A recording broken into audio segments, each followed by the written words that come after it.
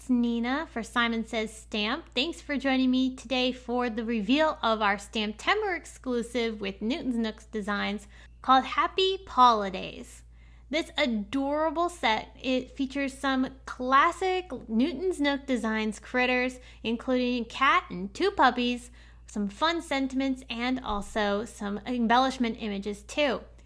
As with any STAMPtember collaboration set, these are limited edition and only available while supplies last. So if you like it, you're going to want to grab it while you can. There are two options available for purchasing. One is the stamp and coordinating die set together as a bundle, or you can get the stamp set on its own. So let me show you the stamp and die set up close. Here we have the Happy Paw-lidays stamp set, which features, like I said, the cute little kitty, the two dogs, and they're each holding some fun, iconic holiday items. And then we also have coordinating dies that cut out all of the main images from the stamp set. I'm going to stamp these images onto some 120-pound white cardstock from our Simon Says Stamp collection, but I'm going to stamp these inks with VersaFine Clair ink in the Nocturne color. This is a really nice deep black, and I'm going to ink up my images and stamp them onto my paper. I would like to color these with Copic markers. However, using the VersaFine Clair ink as it is straight out onto your sheet of paper, it's not going to work very well with Copic, so you do need to seal it with embossing powder. So to do this, I'm just going to take some clear embossing powder from our Simon Says Stamp collection and sprinkle this over top of my wet images. The VersaFine Clair ink is a pigment ink, so it stays wet long enough for you to be able to go ahead and heat set it. Even if you weren't working with Copic markers and you wanted a really nice finish on your stamped images, using the embossing powder on top of the VersaFine Clair ink before it dries gives you that really nice raised finish, which is a really nice touch. So I'm going to go ahead and heat set all of these images before I go ahead and work on coloring. And for the coloring, like I said, I'm working with Copic markers. I'm going to use just a few shades for each of these images, and then all of the images are going to actually be featuring the same main colors, which are red, green, and teal. And then just the critters themselves are going to be colored with some different shades of browns and grays. So for the reds, I'm using R44, R46, and also R59. That R59 gives me a really nice deep shadow on these red areas, which I was looking for. I wanted something nice, rich red. For the greens, I'm going to work with YG05, G07, and G28. That G28 is also another darker color, so it's going to give me the intense shadows that I was looking for. I wanted some rich color here for Christmas. Rich reds and greens really, to me, speak like a traditional Christmas color palette.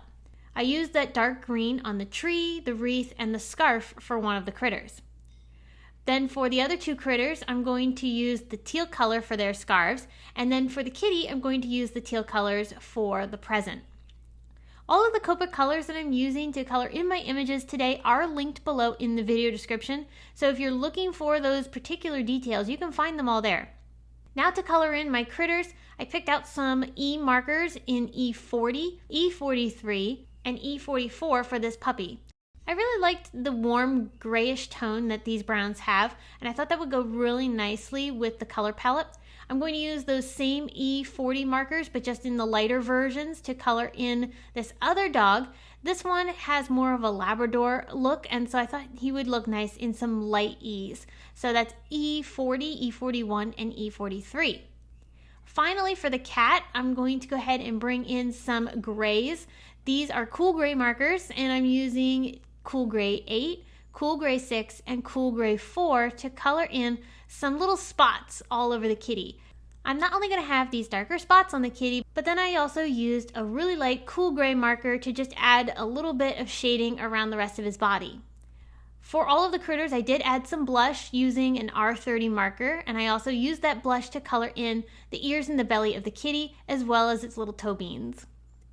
So now that my images are completely colored, we're ready to die cut. So I'm going to pull out the coordinating dies, and I am going to hold them down with some tape before I run this through my die cut machine, just to make sure that they don't shift. This is so that way I will get a really nice clean cut. And then all of the areas that are white, and also some of the main embellishment parts of my images, such as the star and the bows for the wreath and the present, all of those areas I'm covering with some glossy accents, which is a clear adhesive. That's allowing me to then bring in some clear rock candy glitter from Tim Holtz and cover over those areas with the glitter. This is going to give my images some sparkle and shine, which enhances them a little bit, and I really like that, especially for the holiday season. I love adding some extra sparkle.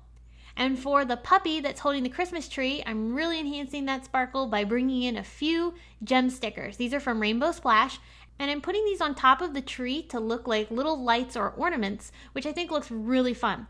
I did the same thing for the wreath that the Labrador puppy is holding, and this one I'm just using the red gems to add to the berry sections of the wreath. Here you can see this up close with the wonderful sparkle on the bow and his hat, and then we have those fun little gems embellishing the wreath. So I have my images ready. Now it's time to work on my card that they're going to sit on. For the card, I'm using a Simon Says Stamp side folding card base, and I'm putting this snowflake cluster stencil on top. This stencil is a great pattern for being able to add soft snowflake designs to your backgrounds. So for this, I'm going to just use a simple shade of our Tidepool ink from our Pawsitively Saturating collection to add a soft bit of teal back there. And those snowflakes, of course, are masking off the design and giving us that beautiful finish. Along the bottom of my card, I'm going to add a small strip of pattern paper in this fun red pattern. I thought this would look really cute down there. And I'm using my new Tim Holtz White Studio Glass Mat to help me line up each of these pieces that I'm laying onto my card. This way I can make sure that everything gets adhered nice and straight. In addition to the red pattern paper, I'm also going to add a small strip of gold that I cut with a little scallop border, and I really like how this finishes off the bottom, and it's going to create a great grounding piece for my images. I'm going to pop my images up with some of our Simon Says Stamp foam squares, and I'm going to use the thinner foam squares. You can see how they compare to the 3D thicker foam squares. The thin ones are fantastic for adding just a small amount of dimension. So I'm going to put a few of these behind each of my images and then pop them up onto my card. I'm trying to make this card not too bulky, so it's going to be easy to mail. All of these images fit so nicely onto an A2 card, and they look so cute lined up together on this card. So I'm going to finish things off by adding a little sentiment. I'm going to prep some teal cardstock with our Simon Says Stamp powder tool prior to stamping with my clear embossing ink. And this sentiment that I'm picking out here is from the stamp set, the Happy Paw-liday set, and that is exactly what the greeting says. I love that. I think it looks so cute with these fun little critters. So I'm going to go ahead and emboss this with gold embossing powder. I've sprinkled that on and then I'll heat set that. So in addition to the embossing, I'm also going to use a Copic marker and just shade the letters that say happy. I thought that would be fun to add a little bit of contrast there. Using my Tim Holtz snips, I'm going to go ahead and trim this sentiment down, and I'm going to cut around it to create a little bit of a shadow. These don't have coordinating dies for the sentiments, so I am going to fussy cut it. You could also cut this down into a little rectangle or maybe a circle, whatever shape you'd like. I did pop that up above my critters, and then I finished things off with a few gems from that same Rainbow Splash gem sticker collection. I'm using my Simon Says Stamp Place and Pierce tool to go ahead and help me line these up onto my card, and they slide underneath the gems really nicely. So that's going to finish off this adorable Christmas card using this Happy Paw-liday's STAMPtember exclusive with Newton's Nook designs, available only at simonsaysstamp.com. Now, if you would like to know about any of the other supplies in addition to this super cute STAMPtember collaboration set, you can find links to all of these things, including that stamp set and the coordinating dies, in the video description.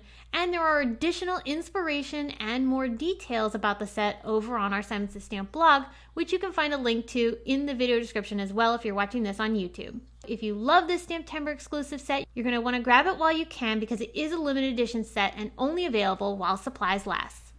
Well, friends, thanks so much for watching today's video. Hope you enjoyed and were inspired to create with this adorable Happy Paw-liday's stamp and die set.